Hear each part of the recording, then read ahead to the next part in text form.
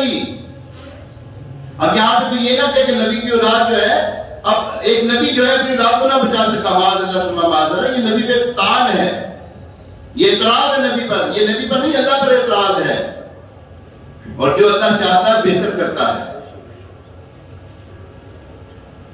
اللہ اکبر. اس سے معلوم ہوا کہ ماں باپ کے وسیلے سے اولاد کے درجے بلند ہوتے ہیں.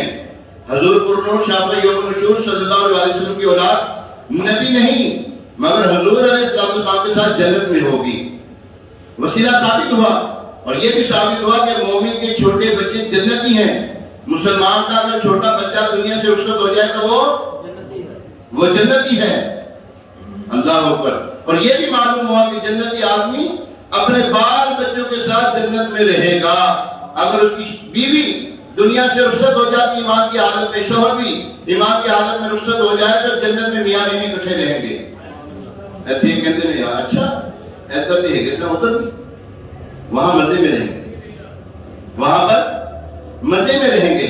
یہاں پر اگر کوئی ہو جاتی نا اونچ نیچ ہو جاتی ہے، شکل رنجیاں ہو جاتی ہیں، آپس میں پھٹے ہو جاتے ہیں، یہاں پر وہاں پر نہیں ہوگا ایسا کچھ. لیکن حالت ایمان میں دونوں دنیا سے رخصت ہو جائیں اور ان کا نکاح کا سلسلہ بھی جو ہے متصل رہے، تب منقطع ہوئے تب نہیں، پھر جس کے ساتھ مرضی جا کے رہے پھر. ہاں جی. تو جو عورت اپنے شوہر کا نام لیتے ہوئے دنیا سے رخصت ہوئی، اس کی خاوندگی میں دنیا سے رخصت ہوئی، تو انشاءاللہ وہ شوہر والی عورت اپنے شوہر کے ساتھ جنت میں رہے گی.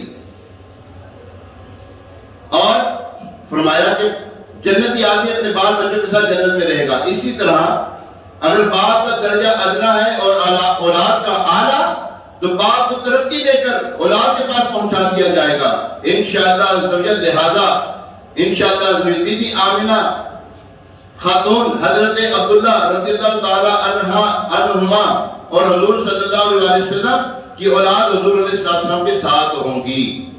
یہاں پر ایک بات یاد رکھیے، حضور علیہ السلام کی جو والدین کریمین سیدین ہیں وہ مسلمان ہیں. کیا ہے؟ مسلمان ہیں. ایک طبقہ ایسا ہے جو اس کے اوپر جو ہے نا وہ بڑی وہ کرتا ہے، شد و مد کے ساتھ بکواس کرتا ہے. ایسا کی نہیں سنی ہم نے. حضور علیہ السلام کے والدین کریمین کیا ہے؟ مسلمان، جنتی ہیں.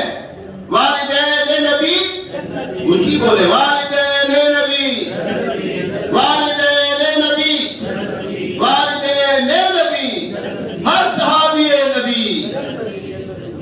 سورۃ المومنون کی آیت نمبر 101 میں ہے قرآن پاک ترجمہ قرآن. تو جب سور پھونکا جائے گا تو نہ ان میں رشتے رہیں گے اور نہ ایک دوسرے کی بات پوچھے. اس آیت میں بتایا گیا کہ قیامت کے دن سارے نسب بیکار ہیں. خواہ نبی کا نسب ہو یا ولی کا، کوئی قیامت میں کام نہ آئے گا. لہذا سید زادہ اور غیر سید کو کوئی فرق نہ پڑے گا. یہاں پہ سوال کرتے ہیں لوگ، یہ سوال کرتے ہیں، کوئی فائدہ نہیں دے گا کسی کو کچھ.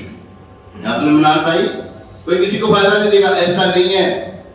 آگے سنیں اس وسوسے کی علاج کی کار جو ہے وہ سنتے ہیں. اس آیت کریمہ میں قیامت کی دہشت اور اس کے اول وقت کی افراتفری کا ذکر ہے کہ جب عدل الہی کا ظہور ہوگا تو نسبتی محبتیں اور قرابت کی مدد وغیرہ سب ختم ہو جائیں گی. ہر ایک کو اپنی اپنی پڑی ہوگی، کسی کو دوسرے کی فکر نہ ہوگی، جس کی تفصیل اللہ پاک قرآن پاک میں دوسری جگہ ارشاد فرما رہا ہے. ترجمہ قرآن کنز الایمان پارہ 30 سورہ عبس آیت نمبر 34 سے 37 تک. اس دن آدمی بھاگے گا